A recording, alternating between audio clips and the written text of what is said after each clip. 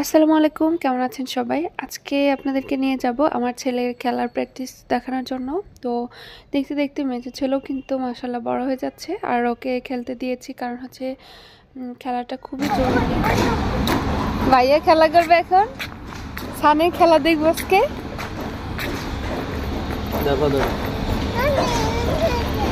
ভালো মতো খেললো সান। পড়াশোনার পাশাপাশি যদি বাচ্চাদেরকে একটু খেলতে দেওয়া যায় তাহলে কিন্তু অনেক বেশি এনজয় করে, আর তাদের লাইফটাও কিন্তু খুব সুন্দর হয়। তারা কিন্তু বাজে অন্য কোনো নেশায় জড়িয়ে যেতে পারে না। আর এই বয়স থেকে কিন্তু ছেলেদেরকে খুব টেক কেয়ার করে রাখতে হয়। যেহেতু আমার একটা বড় ছেলে আছে মাশাআল্লাহ, আমি সেটা ভালোভাবে জানি। তো বড় ছেলেও তো খেলাধুলা করে, ও হচ্ছে অনেক ভালো প্র্যাকটিস করতে করতে এখন ভালো পর্যায়ে চলে এসেছে, আর ওকে এখন সবাই ডেকে ডেকে নেয়, মানে ইনভাইট করে আর কি। তো যাই হোক, এদিকে হচ্ছে ছেলেটাকেও দিয়েছি। আমার তো অনেক বেশি ভালো লাগছে। বড় সময় কিন্তু আর আসা হয়নি, কিন্তু এই ছোট ছেলের সময় কিন্তু আমি আসছি ইনশাল্লাহ। বারবার আসবো, কারণ হচ্ছে সবাই একসঙ্গে গল্প করে। এখানেও কিছু ভাবি আছে, তাদের সঙ্গেও দেখাবো আপনাদেরকে। তো তারা একসঙ্গে বাচ্চা নিয়ে আসে, আমিও নিয়ে আসব। এভাবে যদি বাচ্চাদের সঙ্গে আমরা সময় কাটাই তাহলে কিন্তু অনেক ভালো একটা সময় কাটে। তো ওদের প্র্যাকটিসটা কিন্তু হয়ে গেছে অলরেডি। তুমি বল শট দাও তো দেখি। আম্মু, হ্যাঁ শট দাও, শট দাও। ইয়ে, শট দিয়েছো, আবার দাও। আমার যেহেতু ছোট মেয়ে আছে, ওকে তো একটু সময় দিতে হয়, আর ওর ঘুমের টাইম হচ্ছে বিকেল 3টা থেকে 5টা, 5:30 পর্যন্ত। সেই কারণে আমি কিছুদিন আসতে পারিনি, কিন্তু বাট এখন কিন্তু আসতেই হবে, কারণ আমার মেয়েটাও কিন্তু খেলছে সুন্দর করে।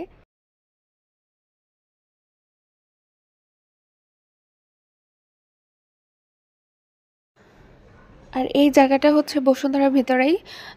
আমাদের বাসা থেকে আসতে প্রায় 10 থেকে 15 মিনিট লেগে যায় যদি জ্যাম থাকে, আর যদি জ্যাম না থাকে তাহলে কিন্তু 10 মিনিটের মধ্যে আসা যাবে। তো বিকেলে কিন্তু ঘুমের জন্য কিন্তু বের হতে পারি না, আর ছাদেও যেতে পারি না। মাঝে মধ্যে ঘুমাতে ঘুমাতে সময় চলে যায়, কিন্তু ভাবছি না আর ঘুমাবো না, কারণ এখানে আসলেও কিন্তু একটা ভালো একটা সময় কাটবে, হাঁটাহাঁটি হবে, বাচ্চাদের খেলাধুলা দেখতে পারবো, অনেক সুন্দর একটা সময় কেটে যাবে।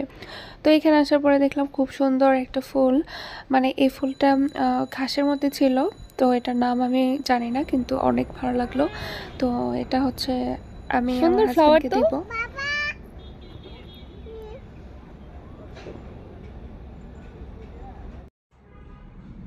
ফুলটা দেখে কিন্তু অনেক বেশি সুন্দর লাগছিল, আর ওদিকে দাঁড়িয়েছিলাম, ওদিক থেকে ওর বাবা বললো চলো আমরা একটু হাঁটাহাঁটি করি। আম্মু,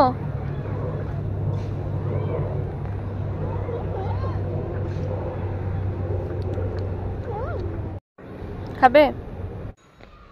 তো হাঁটতে হাঁটতে ভিতর দিকে গিয়ে দেখলাম যে সাজনার অনেক অনেক গাছ আছে। সাজনার পাতা আপনাদের ভাইয়া পেরে দিচ্ছে, আর আমি এদিকটাতে হচ্ছে বেবিকে একটু সময় দিচ্ছিলাম।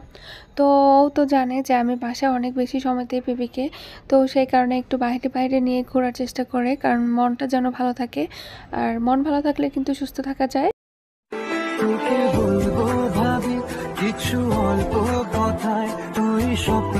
ফুল দেখলে ওকে আমি একটু দেওয়ার ট্রাই করি, তো একটু আর কি নিজেদের মতো একটা সময় পাস করি।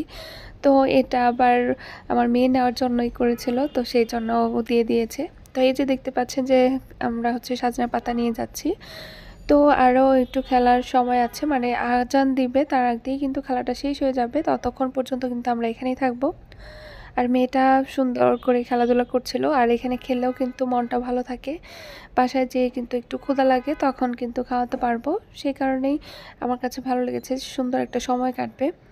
আর বাচ্চাদের প্র্যাকটিস দেখতে তো অনেক ভালো লাগছিল। তো আমার ছেলেটাকে মনে হচ্ছিল যে আরও বেশি করে খাওয়াতে হবে। ওর বয়সী বাচ্চারা কিন্তু খুব সুন্দর বড় হয়ে গিয়েছে, আর গ্রোথও মাসাল্লাহ ভালো হয়ে গিয়েছে। তো আমার ছেলেটা আসলেই খেতে চায় না, ওকে আমার অনেক জোর করে করে খাওয়াতে হয় এখনও।